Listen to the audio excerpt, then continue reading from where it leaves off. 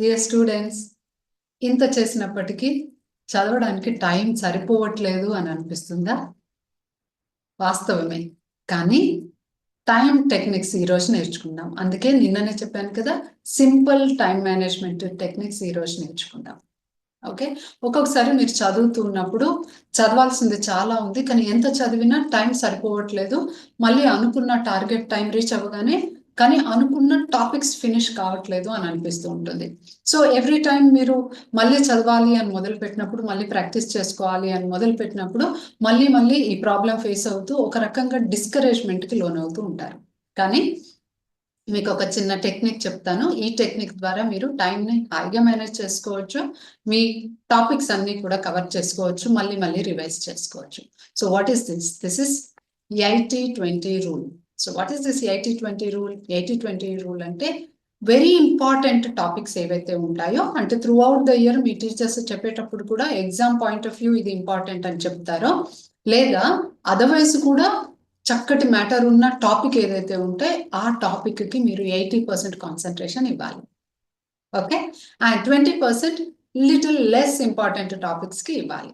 అంతేకాని చాలా వరకు ఏం చేస్తాము అంటే అసలు ప్రణాళిక సరిగ్గా లేకుండా, అంటే మనం స్కెడ్యూలింగ్ సరిగ్గా చేసుకోక అన్ఇంపార్టెంట్ పాయింట్స్ కి, అన్ఇంపార్టెంట్ టాపిక్స్ కి ఎక్కువ టైం, ఎక్కువ ఎనర్జీ కేటాయిస్తాం. ఇలా కేటాయించడం వల్ల ఇంపార్టెంట్ టాపిక్స్ విషయానికి వచ్చేసరికి మన దగ్గర టైం సరిపోనట్టు అనిపిస్తూ ఉంటుంది. సో మరి ఈ ఎగ్జామ్స్ కి మాత్రం అలా కాకుండా ఉండాలి అంటే ఈ 80-20 రూల్ పాటించండి. ఇంపార్టెంట్ టాపిక్స్ కి 80% టైం ఇవ్వాలి, అన్ఇంపార్టెంట్ టాపిక్స్ కి, లీస్ట్ ఇంపార్టెంట్ టాపిక్స్ కి ఓన్లీ 20% టైం ఇవ్వాలి. అండ్ ఇంకొక అద్భుతమైన టెక్నిక్ ఏంటో చెప్పాలా?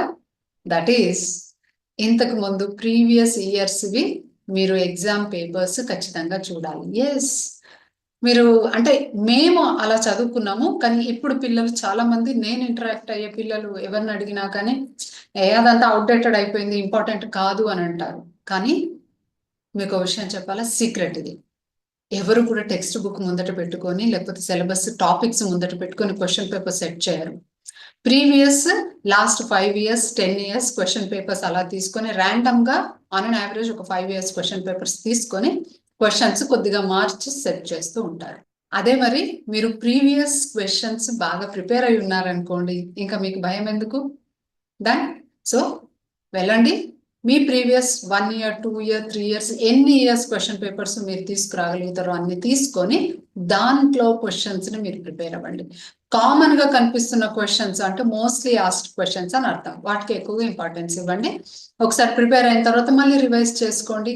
అదర్వైజ్ కూడా మీ సీనియర్స్ దగ్గర క్వశ్చన్ పేపర్స్ తీసుకునే అలవాటు చేసుకోండి. ఈవెన్ ఇప్పుడు కూడా మీ సీనియర్స్ ఎవరైనా ఉంటే మీ క్వశ్చన్ పేపర్స్ మీ ఎగ్జామ్ అయిపోయిన తర్వాత నాకు ఇవ్వండి అని చెప్పి ముందే అడిగి తీసుకొని వాటిని పిన్ చేసి పెట్టుకోండి. సో 7th అయిపోయిన తర్వాత 8th ఖచ్చితంగా చదవాల్సిందే కదా, సో ఆ క్వశ్చన్ పేపర్స్ మీకు అవసరం పడతాయి. సో నెక్స్ట్ ఇయర్ ఎగ్జామ్స్ కి మళ్ళీ మీరు అయ్యో నా దగ్గర క్వశ్చన్ పేపర్ లేదు కదా అని అనే ఛాన్స్ లేకుండా ఇప్పుడే అడిగి తీసుకున్నారనుకోండి, ఇక నుండి అయినా మీ దగ్గర ఉంటుంది. సో ఇప్పటికైనా లేట్ ఏమీ లేదు, ఇప్పుడు అంతా రివిజన్స్ జరుగుతున్నాయి కాబట్టి మీరు వెంటనే మీ ఓల్డ్ స్టూడెంట్స్ ని, అంటే మీ సీనియర్స్ ని అడగండి, లేదా మీరు ఆల్రెడీ క్వశ్చన్ పేపర్స్ తీసుకొని పెట్టుకొని ఉంటే start revising. Number 2 time management technique ఏంటి అంటే టైం బ్లాకింగ్. టైం బ్లాకింగ్ అంటే ఫర్ ఎగ్జాంపుల్ మనం ఎప్పుడైనా ఎవరిదైనా టైం అడుగుతాం అనుకోండి. సో ఎస్పెషల్లీ ఇప్పుడు మాకు ఇక్కడ నేచురోపతి హాస్పిటల్లో మేము ఎవరికైనా అపాయింట్మెంట్ ఇస్తే మేము ఏం చేస్తాము, సో ఈ అపాయింట్మెంట్ మీకు 8 AM కి అపాయింట్మెంట్ ఉంది. సో 8 to 9 మీకు 1 hour ట్రీట్మెంట్ కి పడుతుంది, థెరపీస్ కి. సో ఆ థెరపీ టైం మీకే బ్లాక్ చేసి పెడతాం. So this time is exclusively blocked for you. ఇంకెవరైనా ఆ టైంలో అడిగితే కుదరదు అని చెప్పేసి 9 తర్వాతనే రమ్మని చెప్తాం. సో సిమిలర్లీ టైం బ్లాకింగ్ అంటే ఏంటి, మీరు చదువుకోవడానికి, ప్రిపేర్ అవ్వడానికి ఏదైనా ఒక సబ్జెక్ట్ కానీ ఒక టాపిక్ తీసుకున్నప్పుడు, ఎస్పెషల్లీ ప్రిపరేషన్ హాలిడేస్ లో టైం బ్లాకింగ్ అనేది యూస్ చేసుకోవాలి. సో మార్నింగ్ బ్రేక్ఫాస్ట్ అయిపోయింది, 9 o'clock కూర్చుంటున్నాను అంటే 9 to 10 ఈ టాపిక్, 10 to 11 ఈ టాపిక్ అని ముందే డివైడ్ చేసి పెట్టుకోండి. ఎప్పుడైతే టైం బ్లాక్ చేసుకుంటామో అది 100% మనం ఫినిష్ చేయడానికి ఛాన్సెస్ ఎక్కువగా ఉంటాయి. And this is another way to avoid distractions. Yes, so అనుకోకుండా మనం ఊరికే ర్యాండమ్ గా కూర్చొని చదవడం, ర్యాండమ్ ప్లేస్ లో చదవడము, ర్యాండమ్ టాపిక్స్ చదవడం మొదలు పెడితే ఏమవుతుంది అంటే డిస్ట్రాక్షన్స్ ఎక్కువగా ఉంటాయి.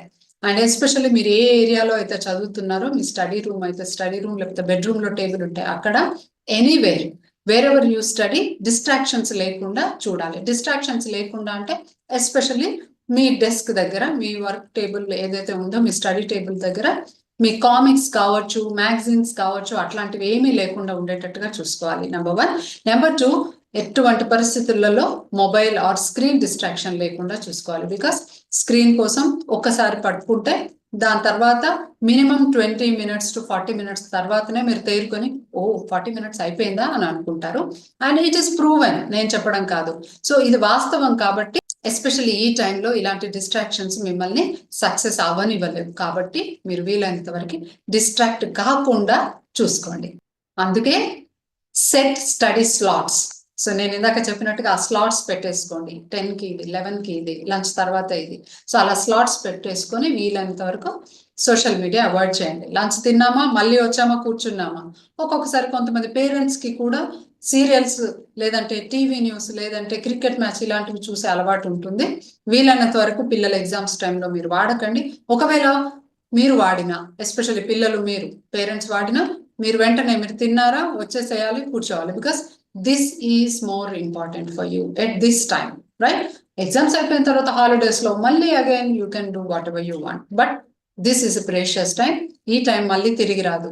సో ఫెయిల్యూర్ కాకుండా ఉండాలి, అచీవ్మెంట్ మంచిగా ఉండాలి, అండ్ ఫియర్, స్ట్రెస్ ఇవన్నీ ఉండకూడదు, బాడీ పైన కూడా మీకు ఎఫెక్ట్ పడకూడదు అంటే మరి ఈ మాత్రం చేయకపోతే ఎలా?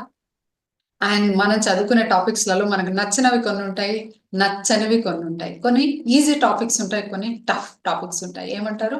సో ఈ టఫ్ టాపిక్స్ లేదా హార్డ్ సబ్జెక్ట్స్ ఏవైతే మీరు అనుకుంటారో ఆ హార్డ్ సబ్జెక్ట్స్కి, ఆ టఫ్ టాపిక్స్కి మీరు ఫ్రెష్ ఎనర్జీ ఉన్నప్పుడే ఇవ్వాలి. అంటే మీ ఎనర్జీ హై లెవెల్లో ఎప్పుడు ఉందో ఆ టైంలో మాత్రమే అవి చేయాలి.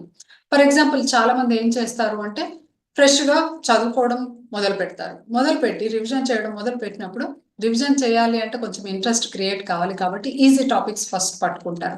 సో అలా ఈజీవన్నీ కవర్ చేసుకుంటూ ఫటాఫట్ ఫినిష్ చేసుకుంటూ హార్డ్ టాపిక్స్ అన్నింటినీ లాస్ట్కి పెట్టుకుంటారు. సో హార్డ్ టాపిక్స్కి వచ్చేసరికి యాక్చువల్లీ అంతసేపు కూర్చొని మీరు చదువుతూ ఉంటారు, బుర్ర వేడెక్కుతుంది, ఒళ్ళు కూడా సహకరించదు. సో అప్పటికే అన్ని అంటే బాడీ అనేది ఇంకా టార్గెట్ రీచ్ అవుతూ ఉంటుంది అనమాట. సో మీరు మీ హార్డ్ టాపిక్స్ ఏవైతే ఉన్నాయో అవి హార్డ్ గానే మిగిలిపోతాయి. నిజానికి ఇప్పటికీ మీకు హార్డ్ గా అనిపిస్తున్నాయి అంటే మొదటి నుంచి మీరు ఇదే తప్పు చేసి ఉంటారు. సో ఇప్పటికైనా మించిపోయింది ఏం లేదు. ఇప్పుడు రివిజన్ జరుగుతుంది కాబట్టి మీరేం చేయండి, ఎస్ మార్నింగ్ నేను ఫ్రెష్గా ఉంటాను, నాకు ఎనర్జీ హైగా ఉంటుంది, హై స్పిరిట్స్లో ఉంటాను అని అంటే మరి మార్నింగే ఈ టఫ్ టాపిక్స్ మొదలు పెట్టండి.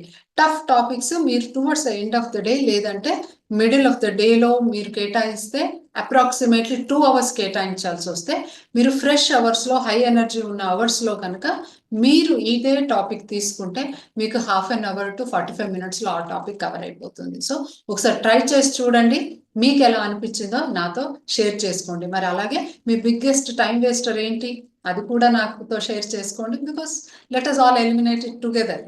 డిస్ట్రాక్షన్స్ వల్ల మనకి ఏం పెద్దగా లాభం ఉండదు.